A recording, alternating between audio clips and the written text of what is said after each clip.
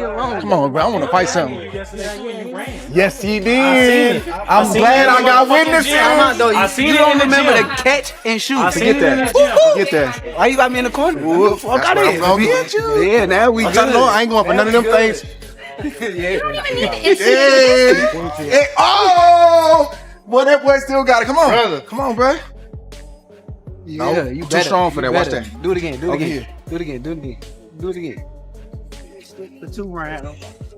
Bing, bing, bing. Destiny does not stay quiet. It stands right in front of you. And Shakur Stevenson is speaking like someone who sees only the final goal ahead. When I was a kid coming up, Dre was the person I wanted to be like. He was the last person to win the Olympic gold medal. So for me, it was like I wanted to be the next person to win the Olympic gold medal. And I kind of watched all of his tapes. I studied him like every day faithfully. And he played a tremendous part on my style of boxing. Now, it's always been a lot of talk. I always be talking a lot of like smack to Dre just because I always watched him. Like I always been looking up to him forever. So now it's like, I just want him to get in the ring and like teach me a few things. I'm not like trying to go crazy, but I just want to be able to say I got in the ring with Andre Ward. Inside the camp, the mood feels changed this time. It is calm and sharp and focused as he moves up to 140 without drama, without chasing size, and only trusting that his skill will carry him forward. I just know it's my time. All I see is the destination that I'm trying to get to. I think I'm the smartest fighter on the planet Earth. I don't just beat guys. I'm the type of fighter that dominates people. I'm gonna beat the shit out of you. You better be ready, boy. We are in Las Vegas, Nevada. We at the UFC boxing gym. January 31st, I'm fighting Teofimo Lopez. I'm moving up to 140 pounds, super lightweight. The process ain't nothing new.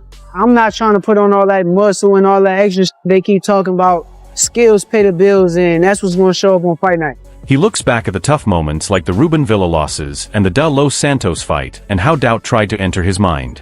You can hear that those moments helped build the mentality he has today. Shakur spoke about meeting Zepeda in the center instead of backing away. He talked about wanting to control the fight instead of only winning it. That kind of growth is dangerous for anyone standing in front of him. We're looking forward to this here fight with Teofimo. I know we can guarantee you for sure, 100% he's going to be ready.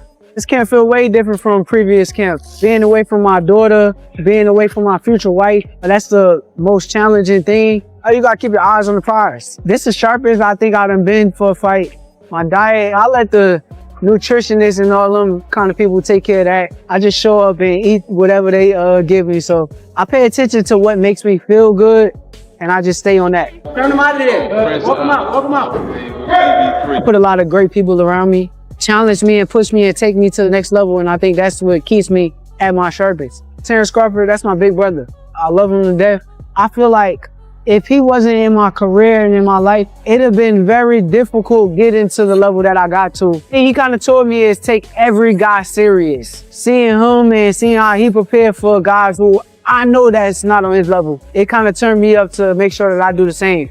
He also showed real respect to Teofimo by calling him fast and strong and smart in the ring. But there was clear tension when he brought up that sparring clip and said the video did not tell the full story. Teofimo knows the truth about how those rounds really played out. You look out, you 4 kings, but you're in my way. So I gotta move you out my way. This guy is the best, and we're here to face the best. And that's just what it is. Teo's that guy. Like, I admire his style. I done said this before.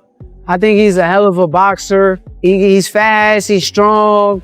He got boxing IQ, you know how to outbox people.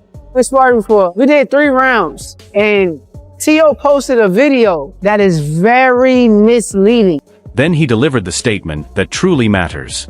Teofimo wants a war, and Shakur believes that mindset could cost him everything. With Terrence Crawford guiding him like an older brother, this camp feels less like normal training and more like fine-tuning for a moment that could change history. It was the first round, so we warming up. Ain't nobody really land nothing. Like, he know deep down inside, he remember how the sparring went. He said stop recording. Come on, dog. Well, he gonna want to make this a firefight, but I think that's gonna be his downfall. Being that I know that I'm getting in the ring with the truth, I want to elevate my game and make sure that I'm better than him. I want to be better than him in every area on fight night, and that's what we're going to do. While Shakur spoke about destiny and fine-tuning, Teofimo Lopez is presenting himself like the storm no one warned you was coming. He calls Shakur the Roadrunner and labels himself the Coyote, which is classic Teofimo energy. Yet under the humor you can clearly hear how focused and serious this camp truly is.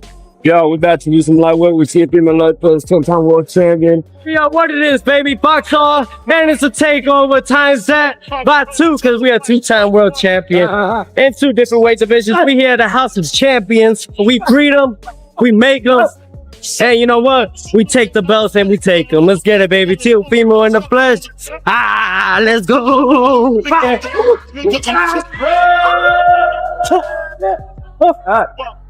He talks about non-stop conditioning with swimming and late-night glove rounds without breaks while pushing his body to find its limits. Teofimo dad jumps in as the ultimate motivator, saying this kid was beating grown professionals at 13 and was made for this from the very start. And honestly, that kind of background explains where all that confidence comes from. I've been with him ever since he started boxing, which was at 6. I really knew that he was really good when he started beating professional fighters at 13, 14 years old. Right here. How to write it up there. Right left, right. 1 feet. Thumbs are right. Up. You need to get on your gloves and learn how to do it. Teofimo keeps presenting himself as the lone fighter against the boxing world's favorite. That chip on his shoulder sounds heavy and real. He is still carrying everything tied to the Lomachenko chapter. The health scares, the politics, the scars, and the choice to turn it all into fuel. This is not empty talk. This is Teofimo saying January 31st is the night he takes what he believes is his.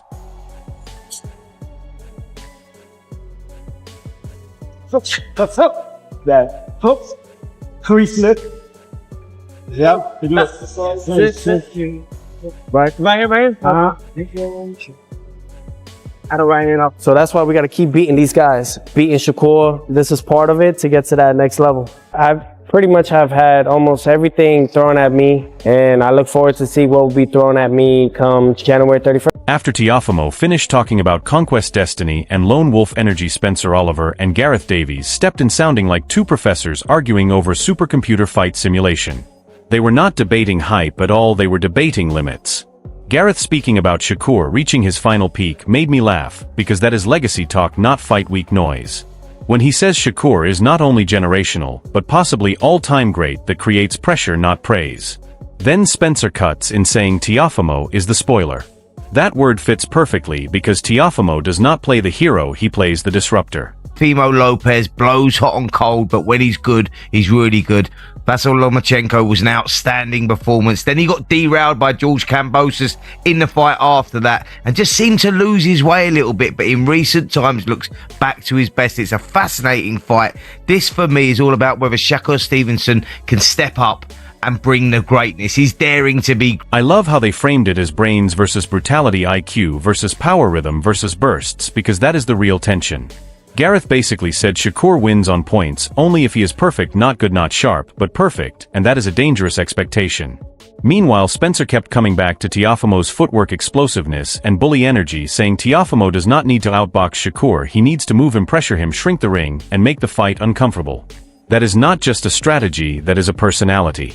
The craziest part is when they talk about psychology, saying neither fighter really has a mental flaw, no fear, no insecurity, just 2 focused minds crashing, and that is terrifying. Teofimo Lopez will put him in that position because he's got that physical So it's advantage. all about the timing in the mid-range. It's going to be fascinating. He has the physical attributes to put him on the ropes, and he knows that that's where his game's at. He's not going to be able to outbox Shakur. Yeah, he's a great boxer himself, and he's very athletic, and he's got great movement and all that, but he's explosive, he's more bullish, and he will have to bull Shakur. He'll have to bully. They basically described a chess match with punches, a standoff where one mistake ends it all. And when they said Shakur cannot sit on the ropes and show defense like before because Teofimo will turn it into forward pressure, that is the truth. This fight is not about looking good, it is about who controls space, who controls rhythm, who controls pace. Spencer sees Shakur the climber, Gareth sees Teofimo as the only man who can stop the rise. That is the split right there, one is chasing history, the other is trying to knock the ladder down. That is why this fight feels dangerous from every angle. Vasyl Lomachenko is a faster but very fluid type of fighter in the mold of Shakur, who's a very loose-limbed, very relaxed fighter who can be offensive and defensive. It wouldn't surprise me to see Shakur down in this fight as well and get up and win the fight closely on points, but I can also see Tszyu winning. After Spencer and Gareth break the fight down into a formula of space IQ and footwork, O'Shaquie Foster jumps in like pure electricity. No filters, no flowery words, just raw emotion and unfinished business energy. When Foster talks about Shakur, you can hear this is not just boxing rivalry, it is personal history, ego history, inbox history, gym history, all mixed together. When he says Shakur is his #1 target, and he has to get him, that is not matchmaking, that is obsession. The wild part is how he describes Shakur's defense, saying all the talk about being untouchable is meaningless when you face someone faster, stronger, and more athletic. You can hear the confidence in his voice, like he is already shadowboxing the fight in his head. Foster is not impressed by names, he is impressed by impact. And when he switches to Teofimo versus Shakur, the mood changes from personal grudge to cold analysis. He does not pick sides, he talks style. I think it's a great fight, stylistically. I think it's up and down as far as you can't favor no side stylistically, because you got Tszyu that's super athletic, you got Shakur that like to control distance, but you know, I think Teofimo with the athleticism and certain things that he'll be able to close it in certain parts of the fight. So he points directly to Teofimo's athleticism, his skill in closing distance in unusual spots, and how that alone can disrupt the rhythm of a technician like Shakur.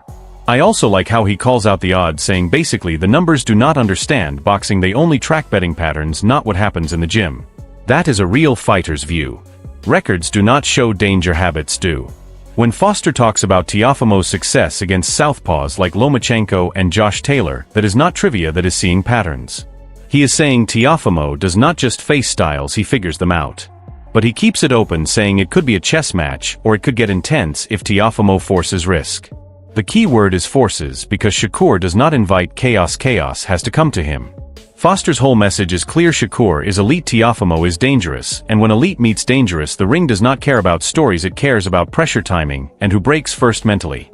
That is not hype, that is fight reality. But I think they going off of Teofimo being up and down in you know, certain fights he looked this, and then certain fights he looked great. So I think they going off consistency, but I don't really pay too much attention to them odds makers, because they really don't really be knowing the background of boxing. What's the amateurs, what really people got in them, you know, in the boxing. Like, they just going off, you know, kind of what everybody pouring their money into and what the hype is. But I think it's more of a closer fight, odds-wise. Here is my honest prediction, and I say this with no fan bias and full fight nerd mode on.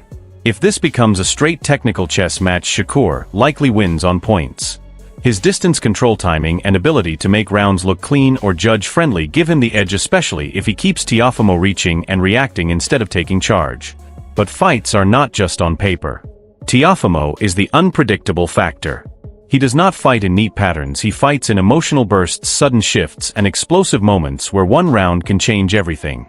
If Teofimo attacks, the body controls the space and stays composed. When Shakur slips away, this fight becomes extremely close. I see rounds where Teofimo looks unstoppable and rounds where Shakur looks untouchable and precise. My gut says Shakur by a narrow decision, but Teofimo could easily take rounds that make Twitter lose it. This is the kind of fight where the scorecards spark debates that last longer than the match itself.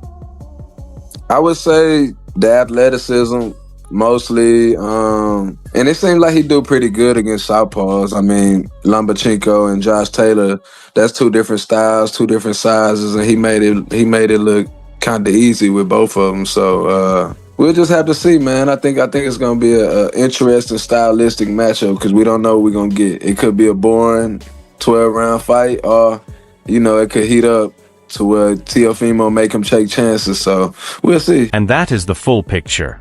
One fighter is climbing toward pound-for-pound greatness, while the other aims to stop the rise and claim the role of disruptor. Style, psychology, legacy, pressure, youth, ego, IQ, chaos, discipline. This fight has everything to be either a technical masterpiece or a heated war that calls for a rematch. Share your thoughts in the comments and let's debate this fully. And remember to like, share, and subscribe to Boxing Alert. See you next time.